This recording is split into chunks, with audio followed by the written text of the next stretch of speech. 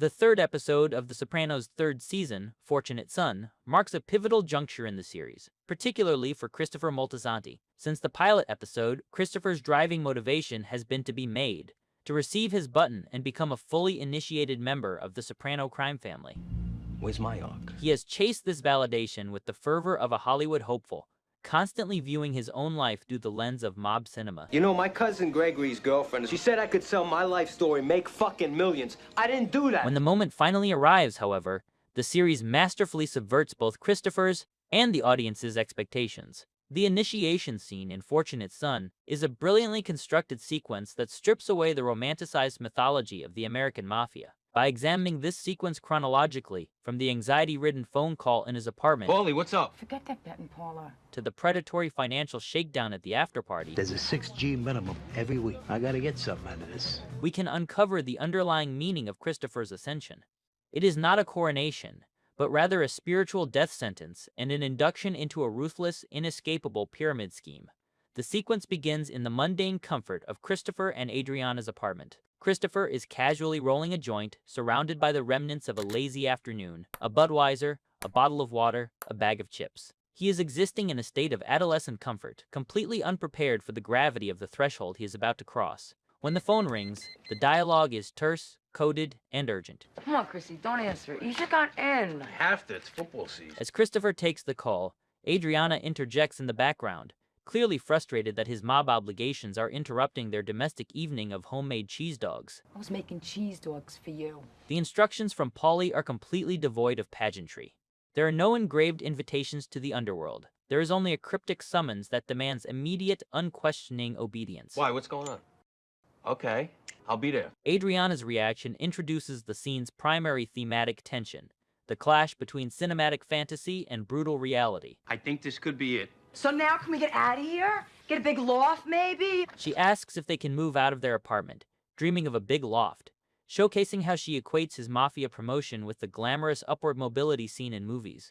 Yet, when Christopher steps into the bathroom to shave, a different kind of movie trope infects her mind. The intimacy of the shaving scene between Christopher and Adriana is laced with a profound sense of dread. I'm so proud of you. What? I don't know. Adriana watches the razor drag across Christopher's throat, a subtle visual cue hinting at vulnerability and violence, and her anxiety boils over. You getting cold like this and going off all happy. I'm worried, that's all. Adriana is recalling the collective cultural memory of mob films, most notably Martin Scorsese's Goodfellas, where Tommy DeVito is called away to be made, only to be executed in an empty basement. Her fear is entirely justified within the context of their world. People in their orbit routinely disappear. Christopher's response is one of the most layered and ironic lines in the entire series. You've seen too many movies. Throughout The Sopranos, Christopher is the character most obsessed with Hollywood. He writes screenplays, he dates a movie industry executive in season 2, and he constantly measures his own life against cinematic gangster tropes. By telling Adriana that she watches too many movies, Christopher is aggressively denying his own reality. He refuses to acknowledge that the very institution he is so eager to join operates on paranoia, betrayal, and sudden death. The setting of the rendezvous perfectly encapsulates David Chase's vision of the modern, suburban mob. He immediately assumes a paternal, yet authoritative role. He inspects Christopher's appearance, adjusting his suit and telling him to shoot your cuffs. How you doing, kid? Right up front. Where we going? You look good. Shoot your cuffs. The car ride itself is skipped over in the visual narrative, but its emotional weight is confirmed upon their arrival. As they descend into the basement where the ceremony will take place, Silvio Dante shares a laugh at Christopher's expense. He sat on one ass cheek the whole way over.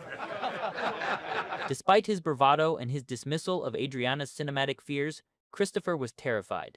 The reality of the mafia was silently gnawing at him. How many fucking movies? That's his problem. You've seen too many movies. Bullshit, I sat for. The initiation ceremony takes place in a dimly lit, wood-paneled basement. It is claustrophobic and secretive, emphasizing the underground, illicit nature of the society Christopher is joining. All right. Let's get started. Come on. Tony Soprano, acting as the boss, delivers the initiation speech. He begins with an allusion of free will. All right, you know why we're here. So if you have any doubts or reservations, now is the time to say so. This is a complete fabrication. Refusing the button at this stage would be a death sentence. Tony lays out the absolute, totalitarian rules of their universe. Because once you enter this family, there's no getting out. This family comes before everything else. Everything. It's a thing of honor. In this speech, the mob demands a total surrender of the self. The biological family must be subordinated to the criminal syndicate. It is here that Paulie establishes the surrogate family dynamic, looking at Christopher and stating, This man right here, he's like your father. For Christopher, a young man who has spent his life searching for a father figure after the death of his own father, Dicky Moltisanti, this dynamic is incredibly seductive. He is being offered a permanent structure and a brotherhood. But the honor they speak of is merely a veneer covering a syndicate built on extortion. All right. Give me a hand. Right in the middle of this solemn induction, the camera cuts to a window. Sitting on the sill, framed against the frosted glass, is a black crow. In literature and mythology, the crow is almost universally recognized as an omen of death or a messenger from the underworld. Within the specific superstitious framework of Italian-American culture depicted in the show, birds at windows are viewed with deep dread. The presence of the crow serves as a chilling counter-narrative to the celebratory tone. While the men are promising brotherhood, the universe is signaling doom. Christopher's initiation is not a beginning, it is the beginning of the end. By taking this oath, he is signing his own death warrant. The crow foreshadows the misery and ultimate betrayal that this family will bring upon him. The ritual concludes with the blood oath.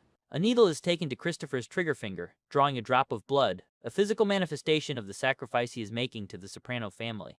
A card depicting St. Peter is placed in his cupped hands and set on fire. Tony guides him through the incantation. Now, as that card burns, so may your soul burn in hell if you betray your friends and the family. Christopher rubs his hands together, feeling May the I heat of burn the in- flames, and repeats the words, May I burn in hell if I betray my friends. This is a profound perversion of Catholic sacraments. The mafia appropriates the language and imagery of religion to enforce a criminal code. Christopher is explicitly damning himself, inviting eternal hellfire upon his soul in exchange for earthly power and status. Congratulations. If the episode ended in the basement, it might have been construed as a victory for Christopher. However, the series immediately undercuts the spiritual weight of the ceremony with the gross materialism of the afterparty. The transition is jarring, cutting from the dark, quiet basement to a brightly lit room where two naked women wearing massive pink ostrich feathers are dancing. It is at the bar that the true nature of Christopher's new status is revealed. Paulie hands him an envelope, giving him control of his sports betting operation. Christopher is thrilled, believing he is being gifted a lucrative business as a reward for his loyalty. Then Paulie drops the hammer. Your only problem in life now is you give me 10 points of your take every settle-up day. Paulie coldly acknowledges the reality of the burden. There's a 6G minimum every week. That could be a lot or a little. Depends on you and how much you grow the business. Paulie is not a mentor guiding a son. He is a middle manager squeezing a franchisee. The true structure of the mafia is laid bare. It is not a noble brotherhood. It is a predatory, upward-flowing pyramid scheme. The men at the top do not earn their money through labor or honor. They earn it by extorting the men beneath them. Paulie himself admits this exact dynamic, looking across the room at Tony and stating, My only problem in life, I gotta kick my points to that man over there. in a desperate attempt to salvage the emotional high of the day, Christopher turns back to Paulie, adjusts his tie, and says, I love you, Paulie. We're in it together now. I love you too, kid.